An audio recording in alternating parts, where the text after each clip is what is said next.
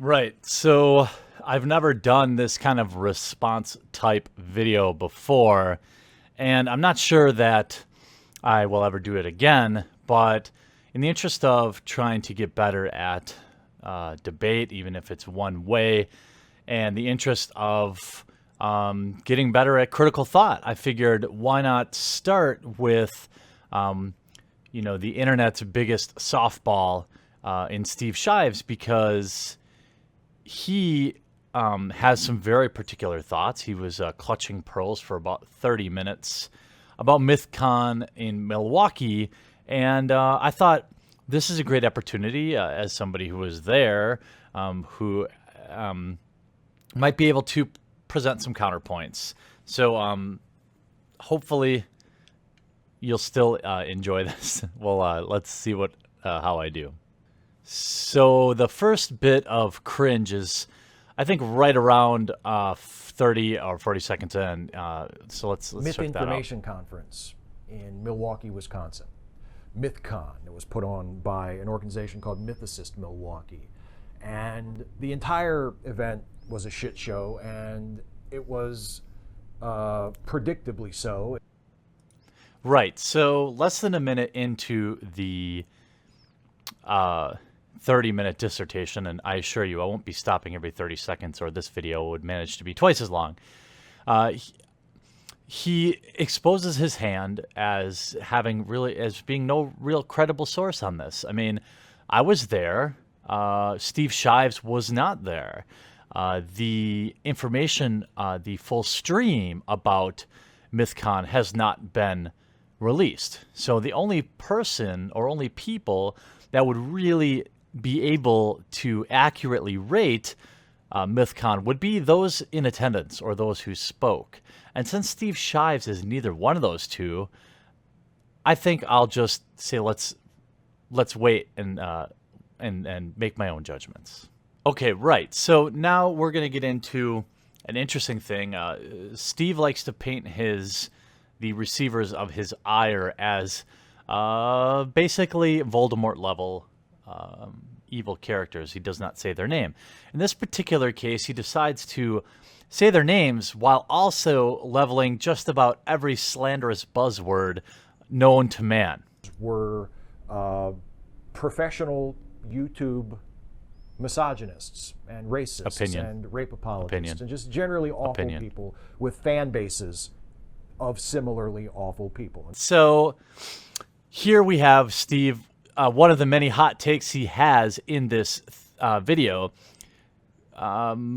without evidence, basically leveling some pretty terrible labels on people, labels that he's not qualified to apply, and that these people have done nothing to earn, in my opinion.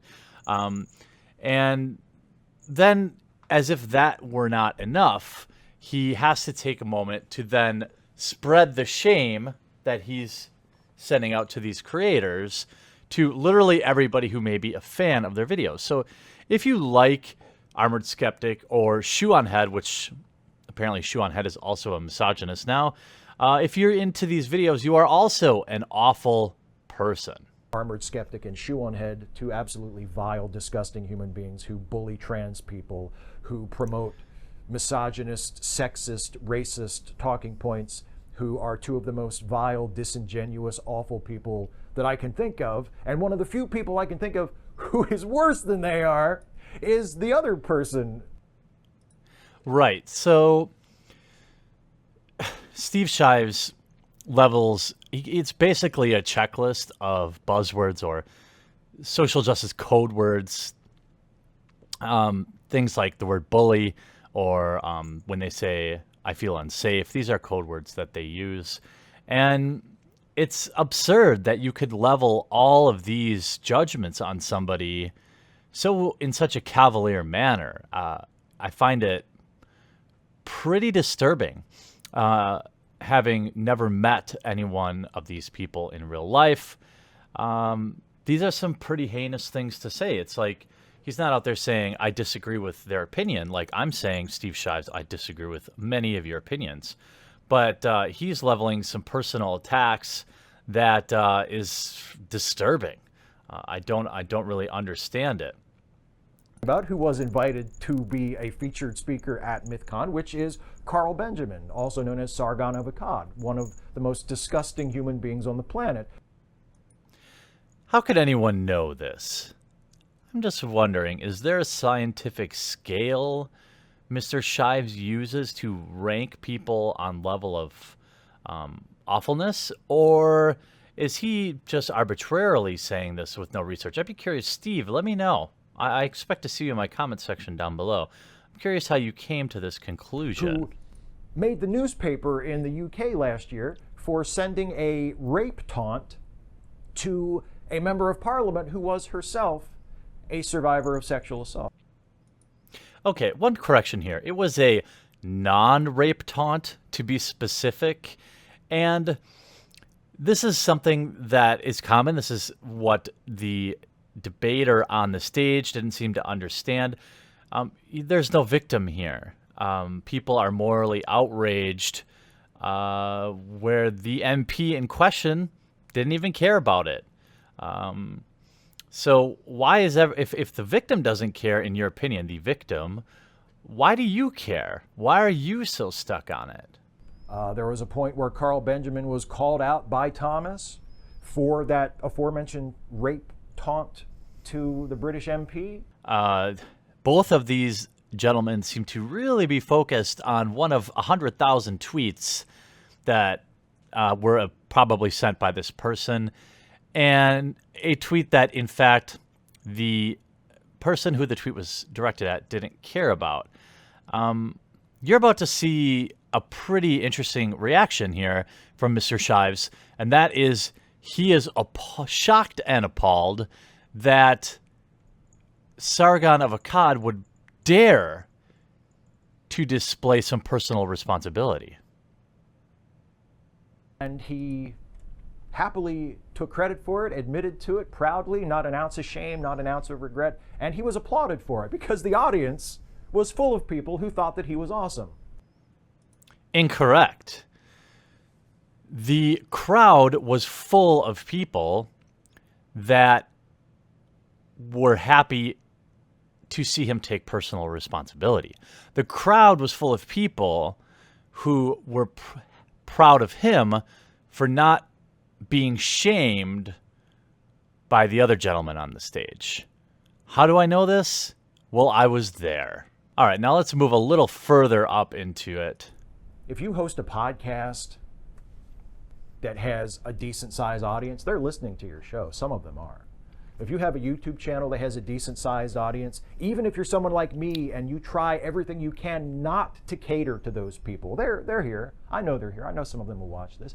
Most of them who watch it will watch it because some professional shitlord like Carl Benjamin or the other two I mentioned. By the way, what does being a professional shitlord actually pay? I'm very interested in applying because it seems like there's very little work required to then be, of course, labeled as such. Is there some sort of 401k or retirement policy? I'm very interested, to see what those benefit plans look like. We'll make a response video to this, and they'll say, look at what Steve Shives said this time, and they'll call me a cuck or an SJW or a mangina, or they'll make up some lies about me, or they'll disparage my wife and tell some other lies about this. So, first of all, I would never call you anything like that, Mr. Shives. I want to be respectful, and I want to have proper discourse. But don't you think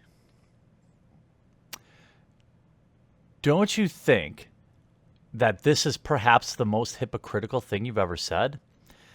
After literally calling people you don't know bullies against trans people, that you're sexist, racist, rape apologists, vile people, how does that feel? I mean, are you actually standing in front of a green screen and complaining that people may come to your video and level unfair criticisms against you? That seems like a pretty interesting juxtaposition, given that's literally all you do. You classify people, you apply a brand, and you reapply that brand as you see fit to whomever you see fit to. So you don't get to then complain when it happens to you. So now we're going to hear Mr. Shives share his opinion on why he wants to basically censor people who believe in personal responsibility. He grossly misrepresents this topic, and let's just listen into how he interpreted it. Let's hear what they have to say. The guy who has 500,000 YouTube followers who blamed the Elliot Rodger shootings on the feminist system. Let's bring him up and see what else he has to say. That's a huge stretch. The guy who says, and actually said on that stage in Milwaukee, well, that most of black people's problems are their own fault. That is incorrect. Again, fortunately, I was there. That was not said. What was said was it was implied by Thomas that there's institutional racism and there's an disproportionate amount of blacks in prison, to which Sargon replied, "You don't go to prison if you don't commit crimes." He was referring to personal responsibility. If you don't want to be imprisoned, don't commit crimes. By telling a woman who was a sexual assault survivor that he wouldn't even rape her. Let's invite that guy up on stage. Let's hear him out. Well, he wouldn't. Let's give his ideas a fair hearing. That doesn't help either. Usually that doesn't happen. Hopefully after Mythcon that won't happen again, but the fact remains those people are here. And what are we going to do about it? You're going to do nothing about it. You're going to make a YouTube video, just like I did, and you're going to complain. And I'm going to debunk your complaints, the invalid ones. You may have some emotional issues with this, but 10 minutes into your video, you haven't levied any real criticism that I would see as a reason to not attend Mythcon or to qualify it or label it a, quote, shit show, as you might say. This is classic, right? Steve Shives did not travel to Milwaukee to attend the conference, like many of the people whinging online about how it was just so bad. I didn't agree with everyone that was at the convention, but I attended it anyway, because there were some people I agreed with some of their ideas on. Somehow I managed to sit through people's opinions that I didn't agree with, and it didn't ruin the experience for me. I was there of my own free will, just like everybody else who bought and paid for their tickets. I do have a few suggestions that I think would be a good starting point, but I don't pretend that I know how to fix it. I would love to see Mythicist Milwaukee, that organization, die a slow or maybe even a quick and well-deserved death. I would like to see that organization cease to exist. So you literally start the sentence that you have some suggestions to improve it, which I would love to hear. In fact, I made a video with suggestions to improve Mythcon. And you know what? People that were involved in that organization watched that video and responded. Now, whether or not they take my advice is up to them, but clearly they're listening. However,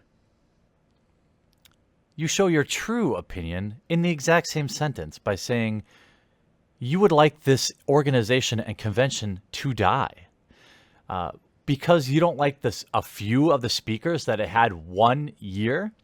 A convention people attended by their own free will. A convention people spent their own money to attend, their own money to travel, their own money to stay in hotels or to drive there. Why would you possibly have any problem with something that nobody is forced to attend? And why would you be so dishonest as to lead in by saying you have some suggestions when really you don't? Isn't that so common with folks like this? They have all sorts of problems with everything and rarely a reasonable solution. See other secular organizations refuse to do business with them, refuse to give them the time of day, refused to have them at their conferences, refused to host them in their spaces. By the way, by reputable people, what you really mean to say, Steve, clearly is people you agree with, right? I think we can all agree that the subscriber base of the 3 people you have a problem with is 10 to 50 times larger than yours. So clearly, they're reputable, but they're not reputable because you disagree with them. Now, nobody forced you to go to Mythcon, Steve. Did you pay the $175 for a VIP ticket and get turned away? No. Could you have spent that $175 on plain white Hanes t-shirts? Yeah. And I won't judge you for it. Just like you shouldn't judge people for how they spend their money. Not in the atheist community. We're open-minded. I invite you to listen or to find the transcript of David Silverman's opening address at this year's American Atheist Convention, which happened relatively soon after Charlottesville, where he said, and he was talking specifically about white supremacists, but I would humbly suggest that we expand it to all purveyors of intolerance, be they just primarily white supremacists or anti-feminists, misogynists of all stripe. So they're all the same. Basically, you say anybody you disagree with should be expelled from the, quote, atheist community. Now, the term community, as it's used on YouTube, is something I've always hated. I don't like the term community because it's a way to control people. People use it and have used it against me in ways that they say to get you to conform, right? This is exactly what he wants. This feels like 1500s Roman Catholic levels of, pearl clutching and absolutism. And if you don't absolutely agree, you'll be expelled from his church. And it's interesting the parallels that some of these folks, in specifically Mr. Shives, who claim to be atheists, seem to follow atheism with some pretty religious levels of commitment. My presence there to legitimize these people and to make this seem like just a normal thing that we should all be in favor of. I'm not coming. Cancel my reservation. You couldn't afford it anyway, And I admired Steve. him already, and I admired him a lot more after that. Seth Andrews pulled out, not as gracefully. He had to be dragged. He reluctantly did the thing that he should have done from the beginning, and he's been whining and pissing about it ever since. Isn't that telling? First of all, isn't it possible, if you're a member of the skeptic community, as you say, Mr. Shives, isn't it possible that some of these people that pulled out for seemingly ideological reasons perhaps just had a scheduling conflict and they decided, I'll use this to push my agenda. Now people on the left certainly would never do that. I mean, certainly if they say they're not going to Mythicist Milwaukee, it must be because of their own political beliefs. And when you actually can stand there and say, well, he backed out eventually, you mean someone backed out after having the outrage mob nipping at their heels nonstop every day? For you to say it took all this work for them to do the right thing, don't you think that means they probably didn't agree with you and you had to bully them into, quote, really bending the knee? Don't you see something wrong with that, Steve? Knowing that the audience was totally tilted against him, knowing that the organizers, that the people who put on the event were totally tilted against him, that the whole thing had been set up as a showcase for Carl Benjamin. Okay, as usual, I'm going to have to request the receipts, Mr. Shives. Where are you getting any of this information? It wasn't called Sargon Con. It was called Mythcon. And he was one of many speakers. And he wasn't even the speaker with the most notoriety, in my opinion. Okay? So this is all purely speculative. You have no proof of anything. You have no proof that which way the organizers would lean in terms of their allegiance. My guess is that the organizers of this convention wanted to sell the most tickets possible and put on the best show. And I agree with you that the crowd was clearly favoring Sargon. And so you say, well, this is hard for Thomas because the crowd wasn't in his favor. Maybe your side shouldn't have spent time telling people not to go. Where were all the people that agreed with Thomas Smith? Those seats were empty. When I purchased my ticket, there was not a which ideology you subscribe to checkbox, and there were plenty of tickets available. Nobody was stopping people from attending. You didn't show. That's not anybody else's fault but your own. But isn't that normal? Isn't that the status quo for people like you? You whinge and complain on the internet, but when it comes time to buy your ticket and put your butt in a seat, you stay home and produce a 30-minute, purely speculative video complaining about it. Maybe they felt attacked. I hope they did. Because that's what they should feel. That's why they're here.